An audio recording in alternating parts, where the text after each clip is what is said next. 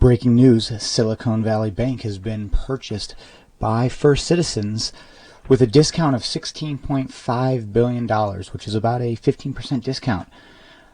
But that's not the real story when you find out they only paid $500 million, not even in cash. It's in common stocks to the FDIC. Citizens Bank just purchased $110 billion in assets with a 15% discount on liabilities, and they paid less 0.5% in value. This is a 99.45% discount on the purchase of one of the largest banks in the world. Welcome back to Radically Rational Radio. In this episode, we're going to dive a little deeper into what this FDI word salad really means and what may be one of the largest transfers of wealth we have seen in modern history. If you recall, on March 10th, just 2 weeks ago, Silicon Valley Bridge Bank was created and took over all of SVB's assets of $167 billion with $119 billion in total deposits.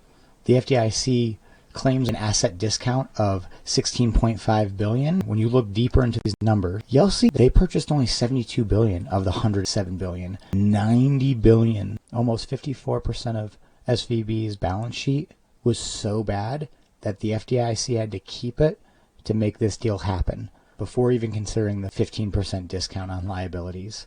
Not to mention, as a stock offering, there's no question that if I spend $500 million and got $110 billion in assets, that my stock is not going. This just feels like a bribe. Here's where it gets really dirty. They claim a $16 billion discount on liabilities.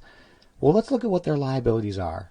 Well, they have $2.5 billion that they can't even classify, and actual deposits, $56 billion. And then you've got borrowings for $34 billion, more than a third of the total liability. You'll notice the key at the bottom. In connection with the acquisition, First Citizens entered into a 5-year, $35 billion note payable to the FDIC, bearing an annual interest rate of 3.5%. I honestly can't believe that First Citizens Bank did not have to give up a single dime and got almost $35 billion in cash, and they got a 99.5% discount on these assets. This is crazy. In 2008, we said they were too big to fail, and all that happened was the last man standing got to eat the whole pie, and right now the exact same thing is happening. There's no way we don't see people from the Fed working at First Citizens and people from First Citizens going to the Fed over the next 5 years. I guarantee it. I hope you learned something. I'm Tristan. This has been Radically Rational. Like, subscribe, comment.